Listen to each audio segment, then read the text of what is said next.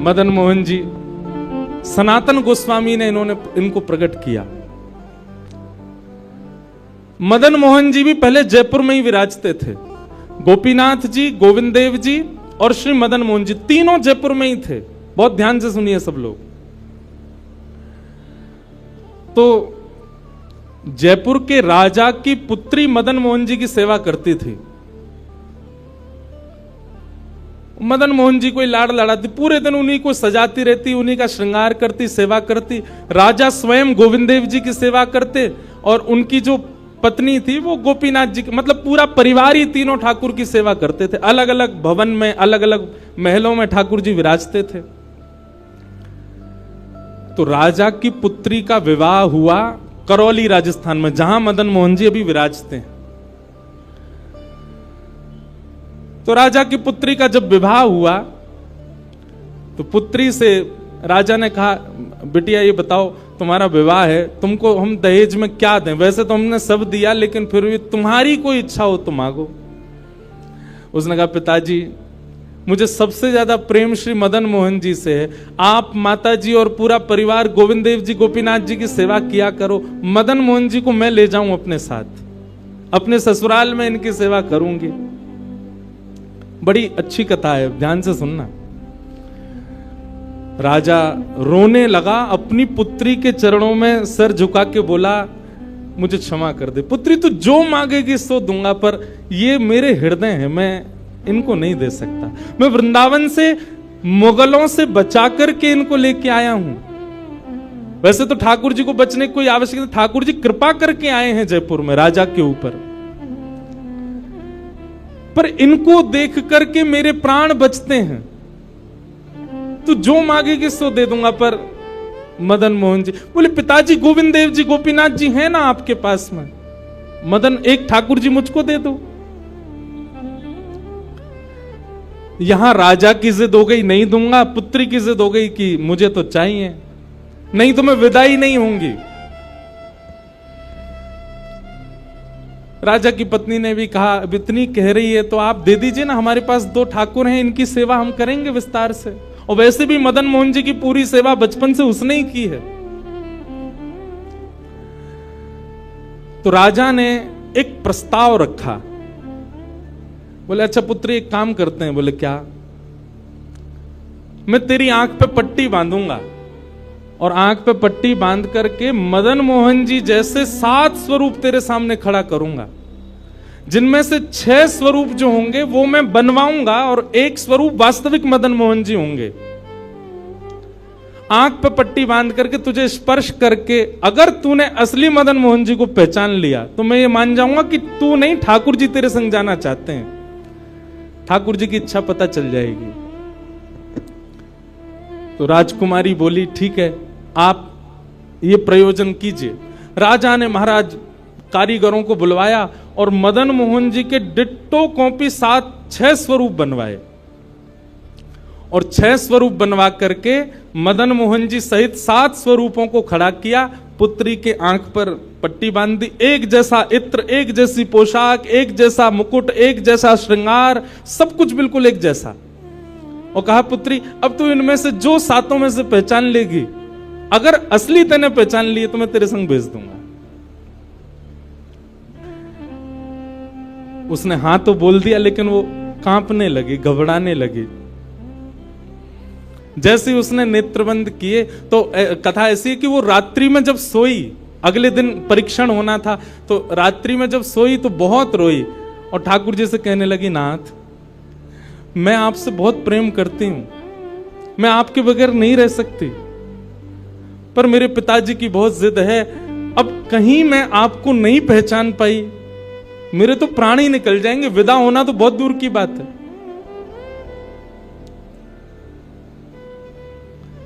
रुदन करते करते करते करते, बंधुओं एक मेरी बात बहुत ध्यान से सुनिएगा, कभी ठाकुर जी के विरह में यदि आपके अश्रु नहीं आए हैं ना, तो अभी आप भक्ति के भाव से बहुत दूर हो। आपको वृंदावन जाना अच्छा लगता है, वृंदावन में घूमना अच्छा लगता है, राधा राधा नाम ध्वनि पर झूमना अच्छा लगता है, कथाएं, प्रवचन, सत्संग बढ़िया लगते हैं। ये सब एक प्रथम सोपान, प्रथम सीढ़ी है। पर प्रमुख सीढ़ी तो भजन मार्ग या भक्ति पथ की विरह है। अगर वो आपके चित्त में कभी ठाकुर जी के लिए नहीं आया है तो अभी आप बहुत पीछे छूटे हुए हो। रात भर रोती रही और रुदन करते करते, नाथ मैं कैसे पहचानूंगी कि आप सत्य कौन से हो। मदन मोहन जी उसके स्वप्न में आ गए और स्वप्न में आकर के बोले, तू चिंता मत करे, तेरो ही मन ना है मुंह ले जावे को, मेरो भी मन है रो तेरे संग जावे को। अरे जे सब मेरी सेवा तो करें पर तेरी जैसी सेवा तो कोई करेगा ना, मेरो भी बड़ो मन है तेरे संग चलवे को। तो उसने कहा, तो नाथ कुछ कृपा तो करो। बोले हाँ मैं एक काम करूंगा। बोले कहा, तू सबरे स्वरूपन को जब स्पर्श करेगी ना तो असली मदन मोहन जो मैं हूं, तू मेरे हाथन को स्पर्श करियो। तो हाथ कैसे? ऐसे। ठाकुर जी त्रिभंग लली ठाकुर जी हैं, तो ठाकुर जी बोले तू मेरे हाथन को स्पर्श करियो तो जितने मेरे अन्य स्वरूप हैं 6 वो तो ऐसे ही रहेंगे, लेकिन जैसे ही तू वास्तविक मेरे सामने आवेगी सो मैं अपनी इकन्नी उंगली उठा दूंगा, अपनी कोने वाली उंगली उठा दूंगा।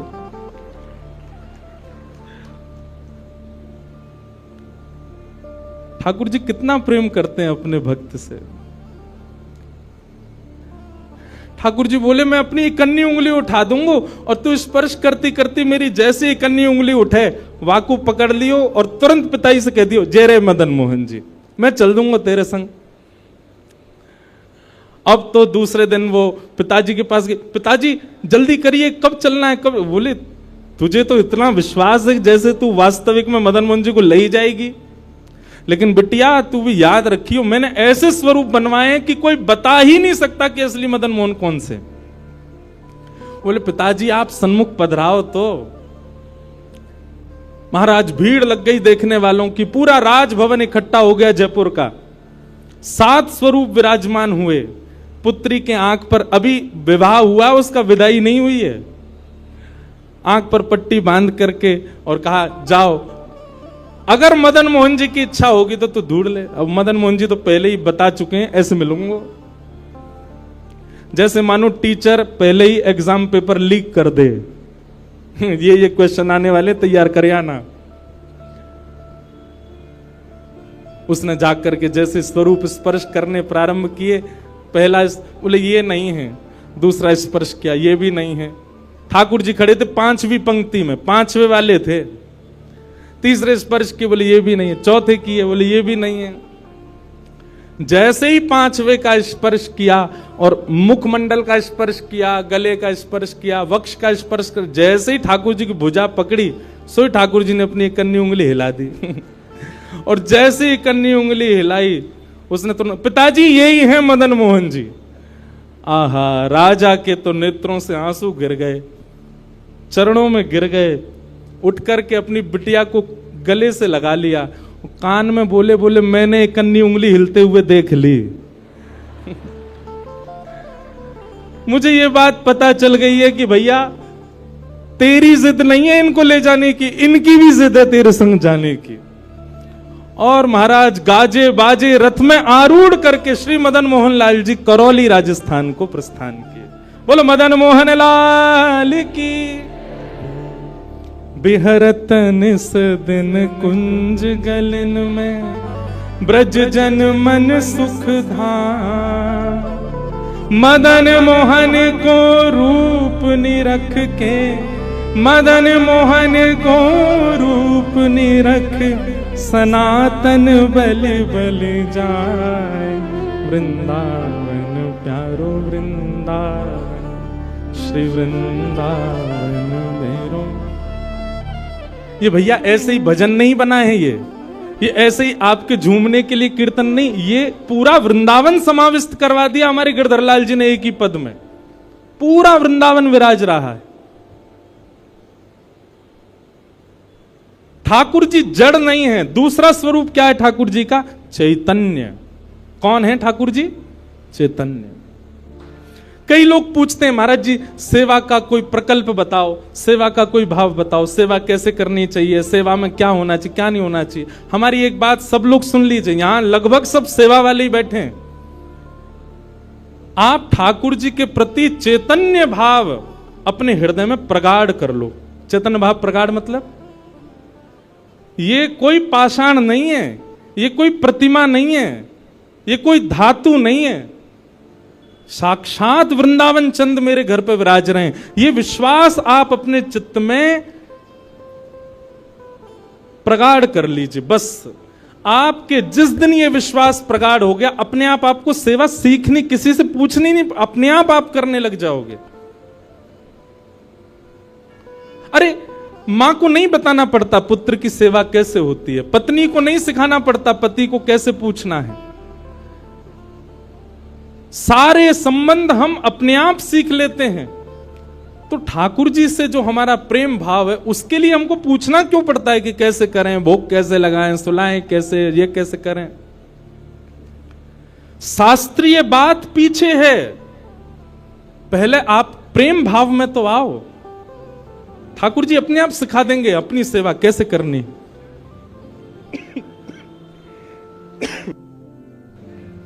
प्रेम भाव, उनके प्रति पाषाण की बुद्धि मत रखो, चैतन्य भाव रखो।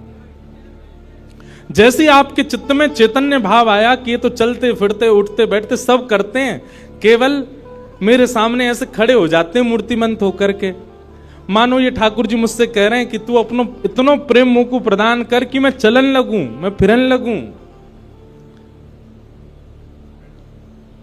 सब लोग एक बात याद रखिएगा,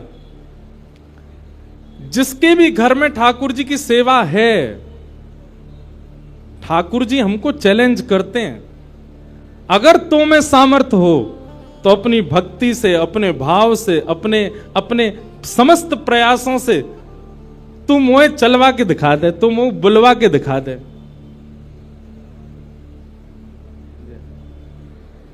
बोलो गंगा मैया की जय। वापस प्रस्थान कर जाओ। महाराज जी हरिद्वार को प्रस्थान कर रहे हैं, महाराज जी के श्री चरणों में बार। हाँ आऊंगा महाराज जी, मैं दिसंबर में आऊंगा जल्दी। बोलो गंगा मैया की जय।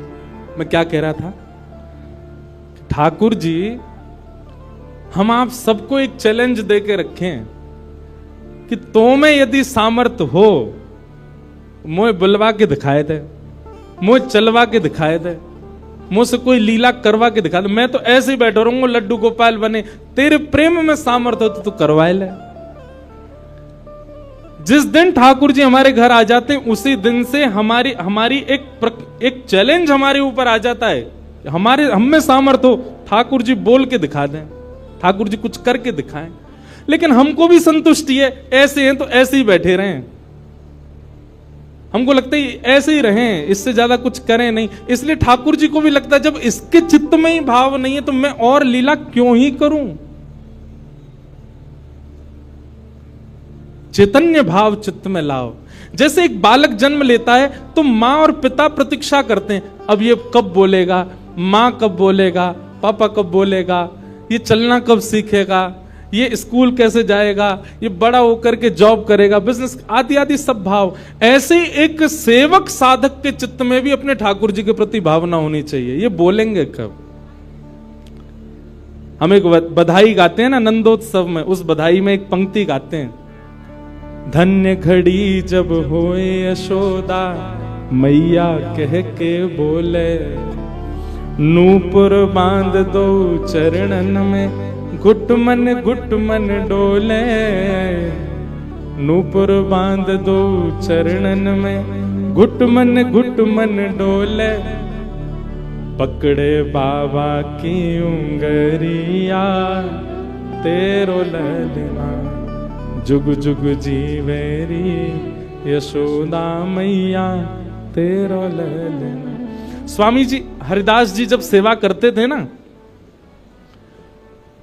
तो ठाकुर जी बिहारी जी ऐसे ही नहीं रहते थे जैसे हमको दिख रहे हैं। स्वामी जी जैसे ही कपाट करते थे, सोई बिहारी जी बैठ जाते थे, बंसी वंसी सब नीचे करके हाथ सीधे कर लेते। मैं तो हार गयो पूरे दिन खड़े खड़े। स्वामी जी तुम बार बार पर्दा करते रहे करो, इसीलिए बिहारी जी में बार बार पर्दा आता। क्यों? ठाकुर जी उतनी देर बैठ लेते हैं, क्यों? खड़े खड़े थक गए। बहुत भाव है पर्दा के, पर एक भाव यह भी है। तो स्वामी जी को अनुभव होता है, तो इसका मतलब क्या है? ठाकुर जी लीला करते हैं, पर अब क्यों नहीं कर रहे? हमारे भीतर स्वामी जी जैसा भाव नहीं है।